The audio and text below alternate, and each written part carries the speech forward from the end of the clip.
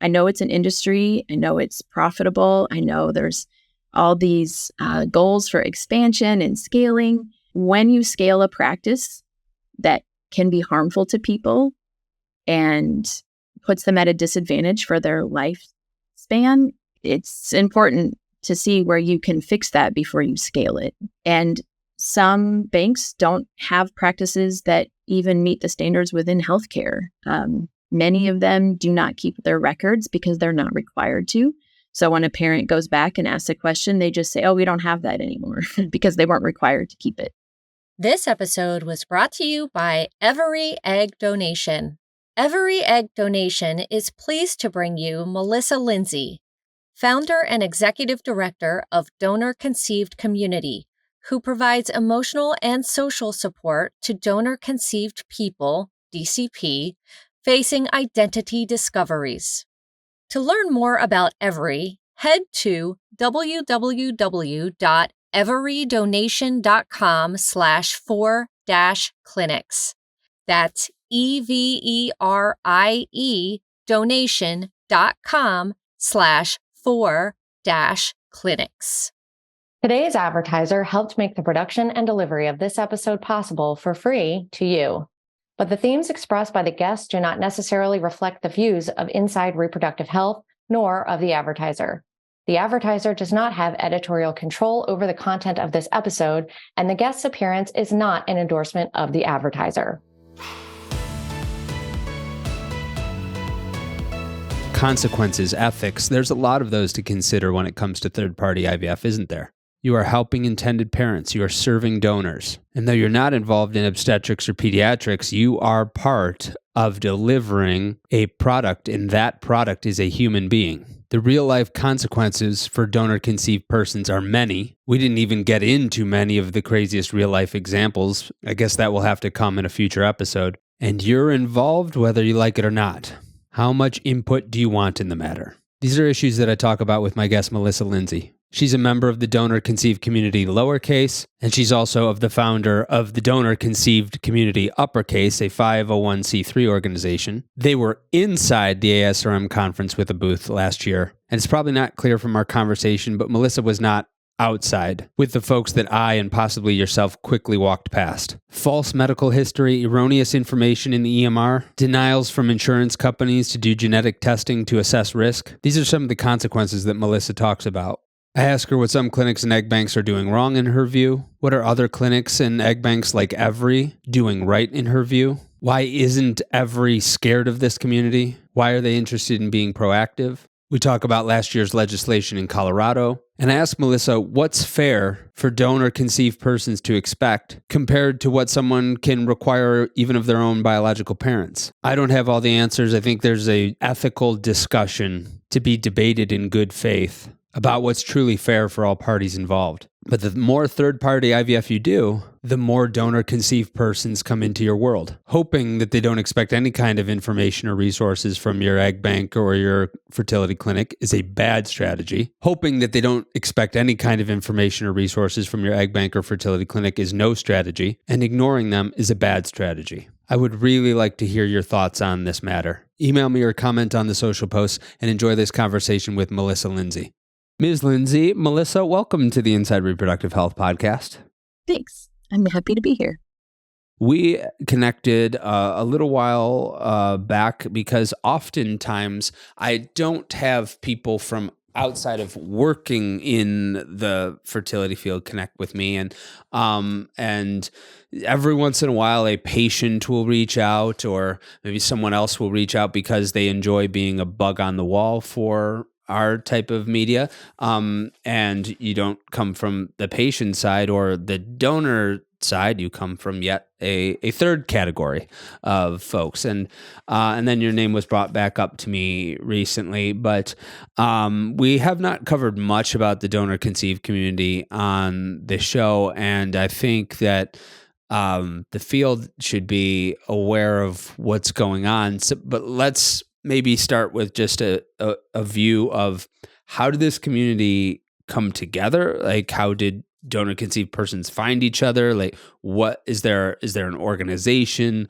Did you just connect with each other on social media? How long has this been going on? Give us the overview.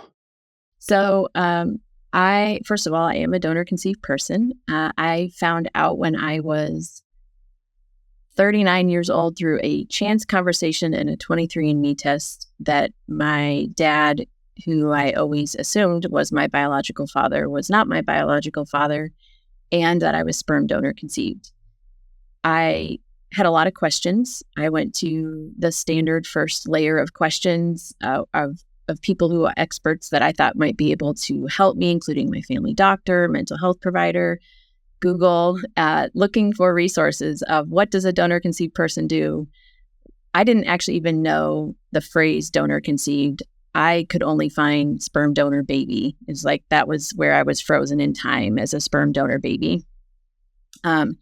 So it took me a while to find any information. I called a lot of clinics, I called a lot of banks, and I had the assumption, coming from my background in marketing and customer service and sales, that this would be part of the community that people would be addressing from a customer service standpoint of, obviously we made this person, so what are the resources for this person when they need information of number of siblings or medical history or what am I made of?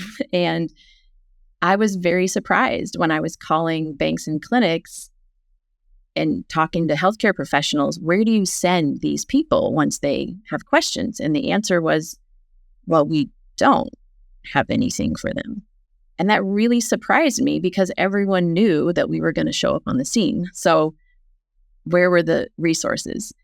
And I thought I just wasn't good at finding them. So I kept looking, but I couldn't help but take note of this, what appeared to me to be a big gap in resources.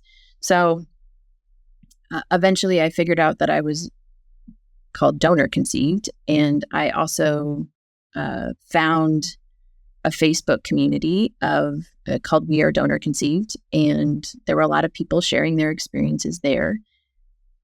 I really learned a lot in that space. It was also a bit overwhelming because you're hearing from people every day who are going through discoveries or have questions that they can't find answers to. I saw a lot of themes in the experiences of donor conceived people. At the time, I was planning to go to grad school for occupational therapy. One of my main goals at that point was to help people recover from whatever hardship they were facing and live the best life they could based on this hardship. And I started to really see an overlap in a lot of donor conceived people were facing hardships that impacted their everyday life. And I decided to start some peer support groups for people to have smaller conversations, to hear each other's stories, to share their expertise. And I just thought it would be a side thing. A few peer support groups for people to get together. It was during COVID, so people were getting more adept at spending time on Zoom to make those connections. And it also offered people a bit of privacy to have those conversations.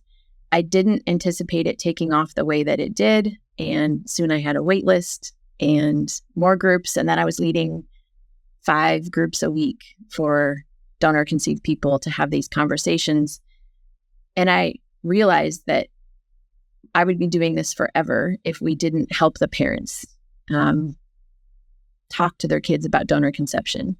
And in listening to the parents, I learned that they weren't getting what they needed from the professionals who were helping them grow their family. And so the mission kept getting a little bigger and broader as I saw the need. And so I finally realized that this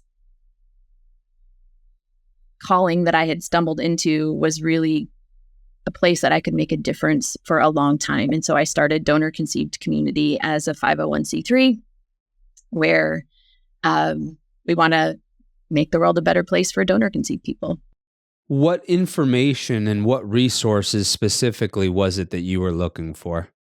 Well, one example is I had spent my entire lifetime assuming that I had a predisposition to some medical issues, some cardiac, some cancer, some mental health concerns, and I was pretty vigilant about watching out for those. So when I went to my family doctor and found out that my paternal medical history did not apply, I was talking to the medical assistant and said, I'm not sure what to do now. And she said, I don't know. This is fascinating. I've never deleted someone's paternal medical history before. I have no idea how to do it. Let's ask the doctor. So then I asked my doctor that I had a great relationship with. I gave him the news. Surprise, my biological father isn't my biological father. I'm actually sperm donor conceived. And he said, wow, you know what? When I was in residency, they asked us to donate. And I am so glad I did not, because who knew 23andMe would be coming around the corner.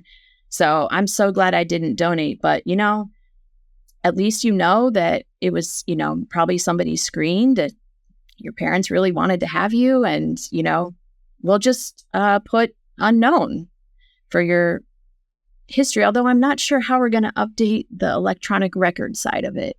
And so to this day, I still have cardiac conditions that pop up as predispositions. I can't get rid of them, but I've lived my whole life assuming that they were in place.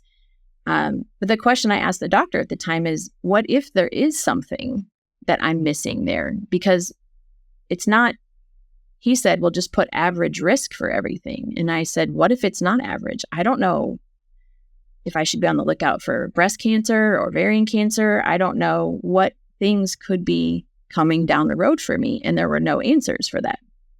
I asked about genetic testing, and he said, well, it wouldn't be covered with insurance because it's only covered if you know you have a risk. So I would have had to pay out of pocket for genetic testing to assess my risk for cancer and cardiac. And it's also a myth that doing genetic testing covers all of that, because even a genetic counselor would let you know that family history is one element of genetic testing. They can't just test for everything. They still want to know what's happened. If you have that information available, what's happened among your genetic family. I was so nervous about how many siblings I had. I had a story that I thought back to when I was in college. People used to stop me and say, oh, I saw you in the quad, or I saw you in the cafeteria. And I'd say, that wasn't me. And so there was this person for several years that people would say, you have a doppelganger somewhere here at school, which I thought was really interesting. And you always think, what does this person actually look like? And my senior year, last semester, there was a convocation once a month for our school. And I looked down like 6 bleacher rows, and I saw this person from the side that looked just like me. And I was like, that's the person everyone's been talking about. And I couldn't make my way to her before the group scattered. But as soon as I found out I was donor conceived, I thought, what if that was my sister? Did you ever find that out? I don't think it was. I did get some information that means that that's unlikely, but I'll never know for sure. I do have relatives that it turns out I was living 15 minutes from my uncle at the time, my genetic uncle. I just didn't know it. But he doesn't have any daughters, so I don't think it was, it could be just a fluke. Like, we all have doppelgangers that we're not related to, but those are the kind of moments that come back for someone who has this discovery. And the reality is, nobody can answer the question, how many siblings you have. And so it's a very overwhelming thought for a donor conceived person to, not just in late discovery, but for people who've known their whole lives they're donor conceived, but they don't know who their siblings are or where they're located. EMR information, insurance authorization, these are two implications to second and third order consequences that I never would have thought about. Sure. And so there's a lot more to this. There's a lot of implications for not knowing if you're donor conceived and not having that associated information. I want to come back to that chance conversation, but before we do, the people that brought this conversation back up to my attention, it was Aisha Lewis from Everie. They're an egg bank, and I think that they're going to sponsor this episode, but they do not have editorial control. So if you like them, if you like other people, if you don't like them, like, you're allowed to say whatever the heck you want. But it does make me curious about egg banks and clinics, of what are some egg banks and clinics doing wrong in your view, and what are some doing right in your view? Great question. So many banks are looking at their potential customers, focusing on the fact that they really want to have a baby, focusing on the fact that they have possibly been through a very long, expensive experience to try to grow their family. And in their effort to provide or meet that need, they are bringing their patients to the point of a positive pregnancy test with the goal of a healthy baby, and not paying attention to the fact that a healthy baby will become a healthy child and a healthy adult and a person who is donor conceived for their entire lifespan. And there's the feedback from the parents now is, we want to be set up well for parenting across the whole lifespan. We don't want to have these disadvantages just because we needed to use third-party reproduction. We shouldn't have to wonder if our child has 100 or 200 siblings. We shouldn't have to wonder if our donor profile is correct. We shouldn't have to wonder if the information that the donor gave voluntarily was checked or not to be valid or true. We have so many people who share the experience of the donor profile. The university was made up, the degree was made up, the ethnicity was not accurately reported, and whether that was intentional or not, some of those things could be validated with a little bit of effort. And so the practices that are challenging are when it becomes our only goal here is a positive pregnancy test and a healthy baby, healthy pregnancy and delivery. And as long as we get them there, we've done our job. And the other challenge is when I know it's an industry, I know it's profitable, I know there's all these goals for expansion and scaling. When you scale a practice that can be harmful to people and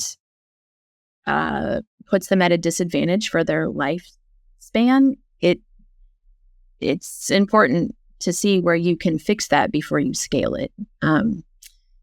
And some banks don't have practices that even meet the standards within healthcare. Many of them do not keep their records because they're not required to. So when a parent goes back and asks a question, they just say, "Oh, we don't have that anymore," because they weren't required to keep it. They all say they screen very thoroughly, though. So they all say, because many of them have advertised on the show, and I think the ones that have advertised in the show are probably the good ones, or at least that's how I perceive them. And they tend to be specific when they talk about what they're screening for, but everyone that you talk to, with regard to egg banks, says, we screen the most thoroughly. Is that not the case? Well, I think one of the challenges, we screen the most thoroughly. It depends on what they're calling thorough. I mean, some banks would tell you they screen thoroughly, but they don't verify if the person is who they say they are, because that would take too much time, and it would be too expensive. It would drive up the cost. We see resistance to even taking a state ID sometimes to validate the identity of a person. We see people who talk about genetic testing or screening, or they'll say we follow the standards, and they imply that those standards include a certain type of genetic testing when the FDA standards haven't really changed since the 90s. So it's not the protection for parents that they assume is in place. And so going from one bank to another, very different practices, and parents don't know that. And so when banks say we're screening thoroughly, that means something different in different places, and parents don't know that. In the world of assisted reproductive technologies, Everie egg donation is at the forefront of known donation, redefining the donor conception experience with equity and transparency. Everie is dedicated to giving the donor-conceived community the opportunity to know their lineage. Everie egg donation's unique mutual match system empowers both donors and intended parents by giving them an equal voice in the process, fostering deeper connections and transforming the traditional donor conception experience into a collaborative journey. Everie is setting new standards in the world of egg donation, ensuring that donor-conceived individuals have the choice to know their origins.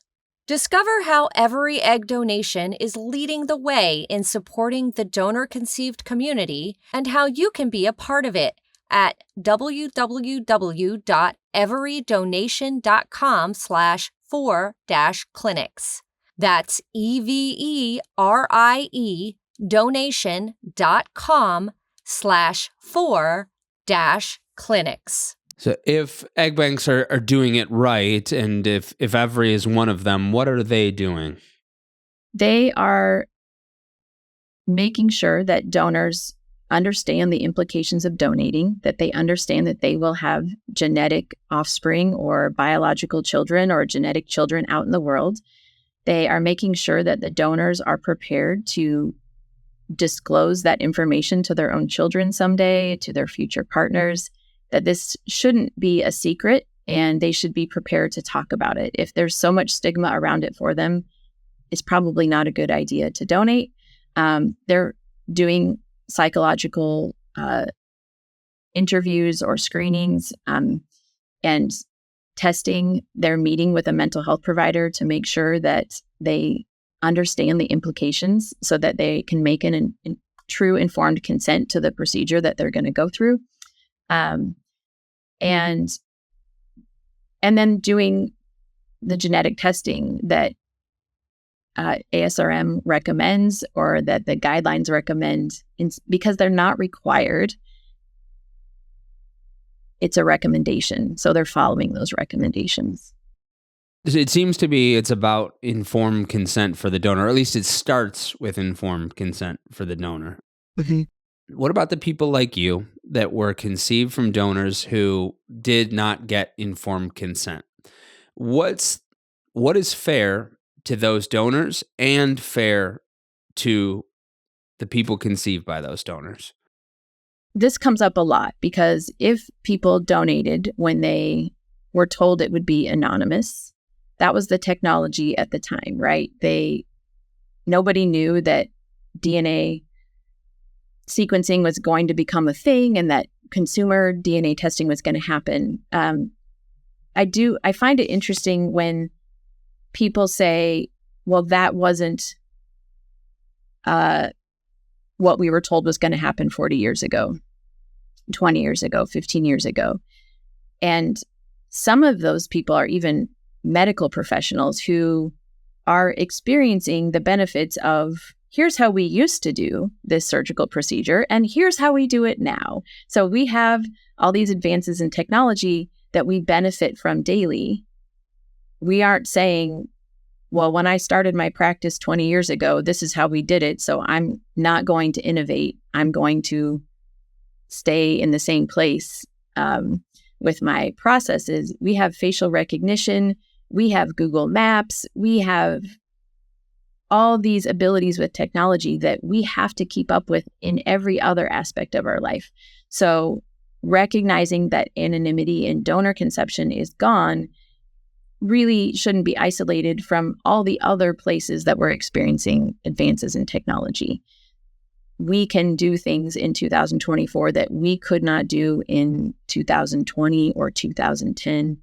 That's the reality. And that's true of all kinds of decisions we make in our life, where there are implications for those decisions that we couldn't foresee, and we have to adjust to that. So I don't know that there's any contract that could be created that takes away the impact of technology, because that's the reality of the world that we're living in.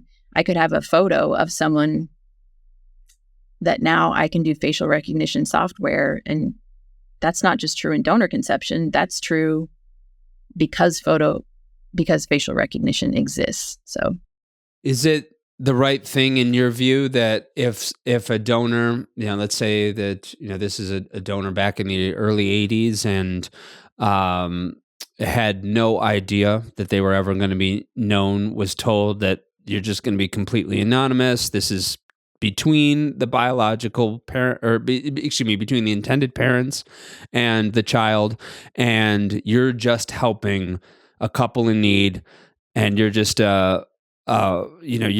you're just a servant in this moment, and then you're out of the picture. If that was the person's expectation, is it fair now to just to require that their identity and their information be disclosed to the child, the donor conceived person? So I think require would be the place I would say that's probably too strong of a word. I think understanding that it's possible and understanding that it's likely that the identity will be discovered is really important. But for the clinics and banks and existing practices, I think one way through that is there are a lot of donors who they made the decision very quickly, or because of financial need, or without understanding the implications. And now they're curious too, and they would like to make their information available. They understand the implications of that donation. They are curious about what happened. And so they would like to make their information available, or maybe they just understand the implications of family medical history. And they are often going back to try to find a place to make that information available. And either sometimes, often the place isn't in practice anymore, but they register with like donor sibling registry or they contact the bank or clinic and say, can I make my information available?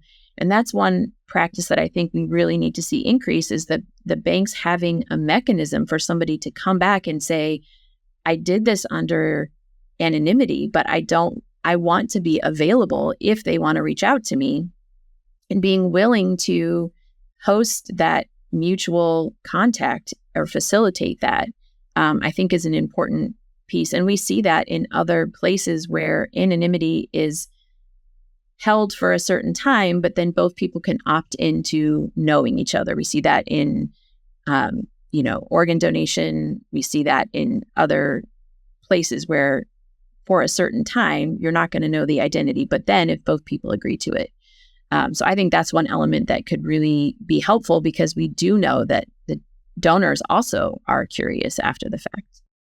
Tell me about the conversation that you mentioned, that it was 23andMe in a chance conversation. What was that conversation? The details are a little left open for interpretation, but the story that I heard was that my parents, when they're planning to use a donor, had planned to tell us.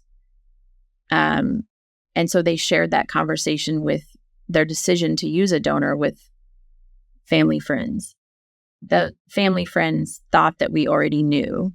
And so they just made a remark about finding our biological father if he was still alive. And that was not information that I even knew. My dad passed away when I was 15. So the thought that there would be a biological father possibly alive in the world was very confusing at the time. But, and I didn't know what to do with that information. So I took a 23andMe test and started to try to find out what I could, but I was also not sure if I even wanted to know at that point because it was just a big surprise. The 23andMe test came after the conversation? Mm-hmm. How did the conversation get brought up? Did this family friend just one day say, hey, he had taken a 23andMe test and was talking about his 23andMe report and then just saying kind of offhandedly, oh, you could do this too. You might find your biological father. It was just a throwaway comment. It wasn't, you had never talked about this with this person before. Presumably this was a family friend that had been a present throughout your life, but this was the first time that this person ever mentioned it? Well, so one interesting thing, this is a very common experience for donor-conceived people, is I call them dog-eared comments, where you start to look back throughout your life and notice other comments along the way that start to make more sense, and you can't even remember why you remembered the conversation. So I remember at one point, so I wanted to be a doctor growing up. I wanted to be a family doctor.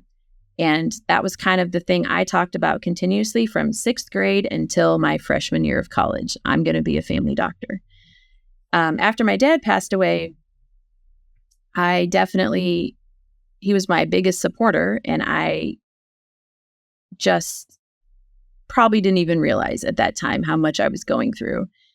But this family friend said, you will be a doctor.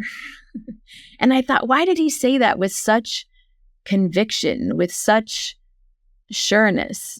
So later, when I learned that my biological father was a family doctor, I thought he knew that. He knew he had this extra little bit of information that I didn't have at the time. Of course, going through college at that point and doing career counseling, and the fact that my dad had been in sales, it seemed like this mismatch a little bit, that I was so interested in becoming a family doctor. So I didn't have that information at the time, but that was one of the conversations along the way that, and they also seemed to marvel at how much I looked like my dad. So that's another comment. Wow, you even have a dimple on the same side of your cheek as your dad. That's just crazy. Well, it's really crazy if I'm not genetically related to him. But at the time, I was just grateful to have a dimple on the same side like my dad, because I really missed him. And so that was a nice thing to carry on. So comments that add up over time that, just as one-offs, it's like, okay, that could be anything. But when you get more information, it almost sounds like pieces of a puzzle that you're starting to arrange together. And that's such a common experience for donor-conceived people. In fact, that's one of the major elements in the peer support group, is putting together those pieces. And it comes with some hardship for donor-conceived people, because they realize how many opportunities there were for the truth to come out when it didn't. And that includes, I had a conversation with my mom. I need to update my family medical history. At what age did grandma have her heart attack? And my mom said, oh, you don't need to worry about it. I was like, why wouldn't I need to worry about it? What kind of cancer did my uncle have first? Was it testicular cancer that spread to the, or was it colon cancer that spread? And I was trying to find out which one. And she said, you don't need to worry about it. Why? Why would I not need to worry about it? And that would have been a chance to tell me the truth.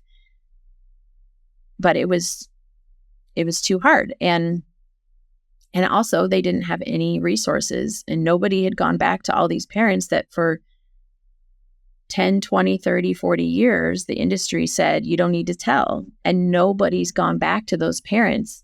Nobody's equipped them to say, hey, we gave you the wrong advice. You need to have these conversations with your kids, and here's some places to start. Even now, if a parent of a donor-conceived person went to their pediatrician and said, what are some tools and resources that you can share with me to talk to my kids about how they were conceived? There is nothing on the American Academy of Pediatrics website for how to talk about this, which is crazy when you think about how big the industry has become. There are no tools or resources for a parent who does want to figure out how to talk to their children about it. And so one thing I'll add, because I've talked about this late discovery piece, is there's a big myth in the industry that this is only a challenge for people who are not told that they're donor conceived, or they are late discovery, as we would call them, which is really untrue. But I understand, because I had the same assumption. I thought I was going to be helping late discovery people like myself. And so the more I listened in the community, the more people were asking, do you have a group for early disclosure? Do you have a group for people who've always known? Do you have any resources for keeping track of 30 siblings? Do you have any resources for telling the sibling that doesn't know? I've known my whole life, but I have 5 people who've reached out to me in the last year who didn't know. What should I tell them? How do we keep track of our medical information and keep it private? How do we welcome a new person into the sibling pod? What language should I be using? Like, there's all these questions that they have, even though they've known their whole life that they're donor conceived. So this is not just a challenge for late discovery. In order to get to this discovery, the consent that has to happen for both the donors and the intended parents, what is after that informed consent is achieved, what is the reasonable expectation of what should be disclosed to donor conceived peoples? Because does it mean, okay, if I'm a donor conceived person, I should be able to see how many siblings I have by the donor? Do I need to do as a donor, that is, like other donor conceived siblings? Do I need to be able to see the siblings that donor had with their family? That are their legal children. Tell us about what the expectation should be. Well, I think we can look to the recent law that is in place, has passed in Colorado, which is at 18, a donor conceived person would get the information for the identifying information of the donor. So at least they know who it is. They also would have access to the updated family medical history, because that bank, clinic, or agency is going to make an effort to reach out every couple years to the donor to get the updated family medical history. So that donor conceived person would have access to the updated family medical history, which may or may not include the history of that donor's raised children. At that point, they might have children of their own, and they might say, these conditions have shown up with my children that I'm raising. But they hopefully would have updates on, this is what happened to, with my mother or aunt or father. So that updated family medical history, the identifying information of the donor, are 2 of the minimum thresholds that we would ask for.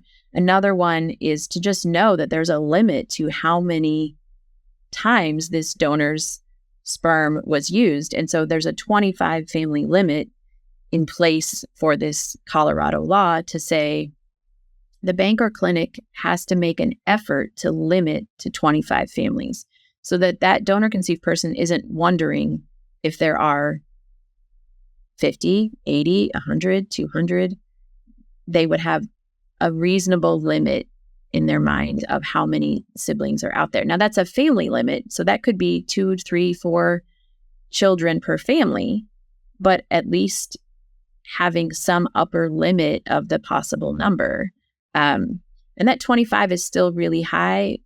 There are banks like Sperm Bank of California that have a much lower family limit, and parents are often looking for that, to have that lower family limit, to know that there are 10 families. And also, banks or clinics can offer services to those parents to help them connect and communicate among that sibling group, which is what many parents choose to do. And they would know then the identity of the other families. If they happen to be in the same elementary school or high school together, they understand if they're going to college together, but they can also start to make those connections if they choose to, that might help with their identity formation too, of, oh, I have a half brother who is interested in the same thing as me, or I have two sisters who, one story that was shared, a donor conceived person contacted some siblings. They were late discovery. They didn't know they were donor conceived, but the rest of the sibling group did know, and they grew up together. So they had gone to each other's graduation and to weddings and gotten together once a year. And so they were the newcomer to the group. But part of that newcomer conversation included lots of conversations of, did you have the same experience? And it was really simple and sad and touching to find out that this person, they asked, did you have really bad acne in high school and college? Like, yes, I did. It was I felt so insecure. It was such a hard thing. And they shared that many of them did, but the sibling group got to share which medication worked best for them. So early on, the oldest shared it with the younger, and then they got an intervention that worked really well for them. And so this person, like, I went through college and still didn't land on this medication until this point later. And they all expressed the sympathy of, gosh, we wish we would have known. We could have told you which medication worked best for our variety of acne that apparently was genetic. And so it's just a simple thing, but parents sharing, when they start walking and when their teeth are coming in and when they're learning to read and what sport they are interested in can be really valuable. In that Colorado legislation, is there a requirement to disclose to the donor-conceived children the siblings that they have that are not donor-conceived? No, it's not. It doesn't require even identifying the siblings who are conceived through donor conception. It just has the limit of 25 families. With regard to medical history, medical history could be like this gigantic pool. It could be a shallower pool if we're talking about more general categories. I don't know what rights I have as a child, and I'm going on the good faith assumption that both of my parents are my biological parents. Though you did the same thing, but I don't know what rights I have for to get medical history from them. So how is the depth of what, the Colorado legislation, for example, asks for, and what someone who is able to ask of their biological parents asks for? Yeah, this comes up a lot, especially with ASRM. What rights should a donor-conceived person have, and is requiring them fair if they aren't required of everybody else? So, I didn't have rights. Nobody can force my mom to tell me her family medical history either. So I think that's true. Nobody's required to share medical history in the area of not assisted reproduction. But I think in general, this is where the privilege piece of it comes in. We don't recognize the privilege we have when we have it. And so when we have the privilege of being raised generally around the people that we are genetically related to, we don't notice that that's the norm because that's what everybody is experiencing. And then we have sympathy for the exceptions and we have practices in place for the exception. And so there are people who are adopted, there are people who have misattributed parentage, there are people who are raised by single parents who don't have, or just for a variety of circumstances, don't have family medical history. but that's known.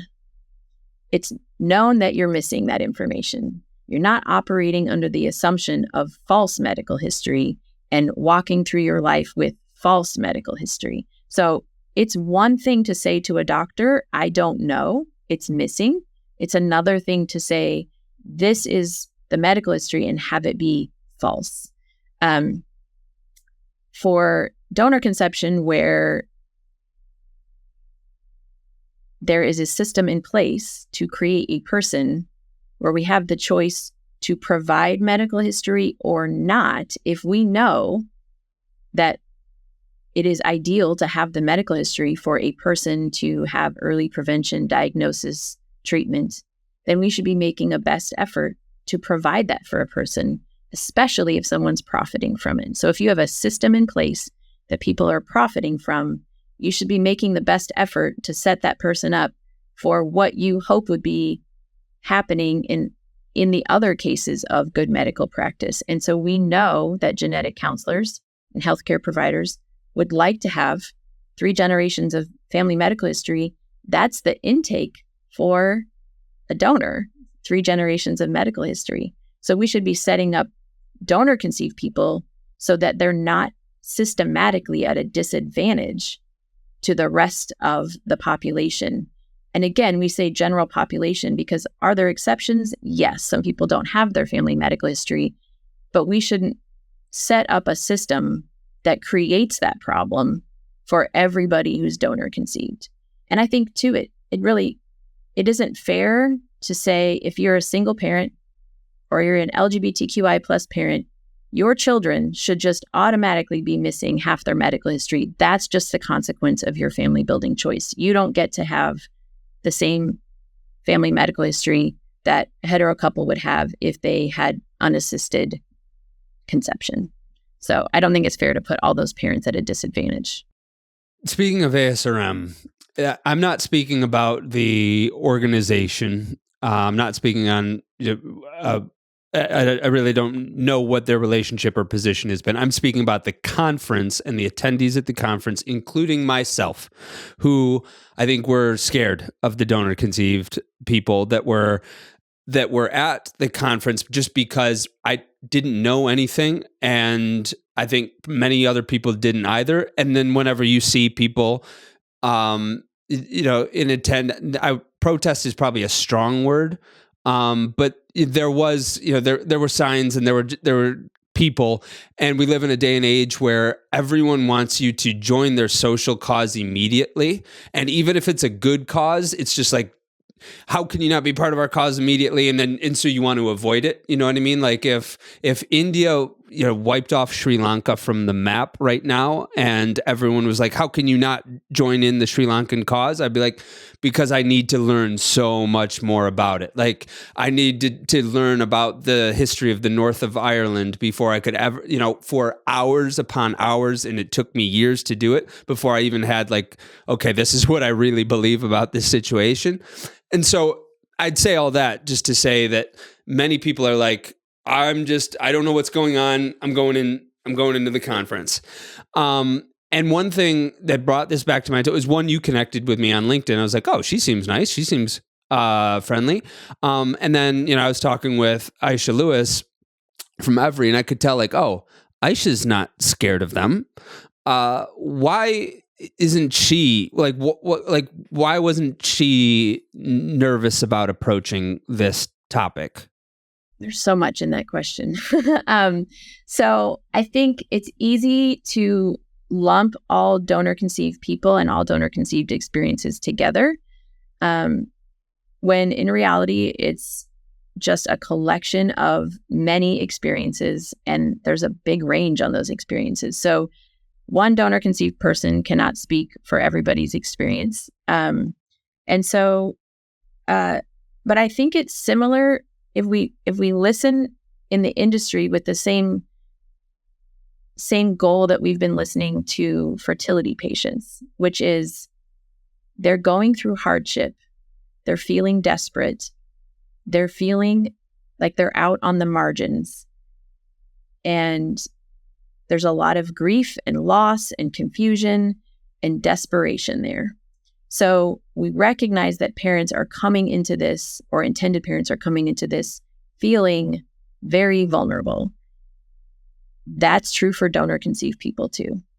And so when you have people in communities who are feeling like they're not heard, feeling like they're ignored, feeling like they haven't been seen, while they're experiencing hardship, it's not surprising that there's strong emotion there.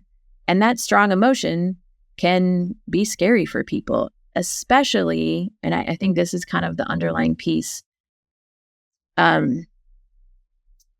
It's when you see something that is a blind spot for other people, it's very easy to assume that they just don't care. When we're trying to talk with professionals in an industry, and the industry says, you're not our customer, you're not our clients, we don't need to worry about you, that's going to cause some anger. Like, we don't care what happens to you because you're not our customer. So that's part of the intensity behind the protest, was some statements that were made by ASRM of, you're not our customer. And some of donor-conceived people, they're going through fertility treatment and third-party reproduction themselves. Like, just because you're a donor-conceived person doesn't mean that you're not going to be a single parent or need gametes in your family. And so the idea that donor-conceived people shouldn't matter because the parent was the customer, I think that has caused a lot of tension in the conversation that honestly doesn't need to be there, because donor-conceived people are literally they are the success rates for a third-party reproduction. So if we weren't here, there would be no success rates. So I think the reason Aisha and some others have wanted to work with donor-conceived community is because we are solution-oriented. We want to solve problems, and we understand that this industry, we're not trying to get rid of donor conception. We're not trying to drive up the cost so that it's unattainable for people for growing their families. And we do think that by providing some support services, this really can be better for everybody, providing education, providing support, and really helping speak into the process and the policies and the structure could really help make this better for everybody involved. And so we want to center the donor-conceived people, but we understand that there are parents and donors and professionals who do want to do the right thing. So we just want to help that happen for those who are listening, who do care. And so I assume that I can't do anything about the people who don't care about donor-conceived people. I can tell my story, I can tell other stories, but I trust that there are many professionals out there who want to do the right thing, they just don't know. And so when I talk with Aisha, I know that she cares about building healthy families. So let's have conversations about how we can do that. And, I'm going to go into that conversation looking to work together to find solutions. I want to give you the concluding floor. And prior to recording, you had mentioned a professional group that is coming to be. You can conclude about that. You can conclude about anything I didn't ask you and I should have. The floor is yours. So in the effort to help professionals learn more about how donor conception impacts donor-conceived people, and really all the things that we could do together to help improve the well-being of donor-conceived people, we started DCC Professional Group. And it's a multidisciplinary group for embryologists, genetic counselors, fertility doctors, marketing professionals, anybody involved in third-party reproduction. We have this learning space. It's $175 a year. We have webinars once a month, and then we have all kinds of materials and resources that professionals can use to give parents, to give donor-conceived people when they reach out with questions. So we're making that learning space. We have it available now, and it's on our website, www.donorconceivedcommunity.org/professionals. And we would love to welcome members here so we can help make the world a better place for donor-conceived people. Melissa Lindsey, thank you very much for coming on the Inside Reproductive Health podcast and sharing your thoughts on this topic. Thanks for having me. Pleasure to be here. We hoped you enjoyed this session with Melissa Lindsey and now understand the benefits of known donation, the mission of Everie Egg Donation. To learn more about Everie, head to www.everidonation.com/4-clinics. That's EVERIE donation.com/4-clinics. Today's advertiser helped make the production and delivery of this episode possible for free to you. But the themes expressed by the guests do not necessarily reflect the views of Inside Reproductive Health nor of the advertiser. The advertiser does not have editorial control over the content of this episode, and the guest's appearance is not an endorsement of the advertiser.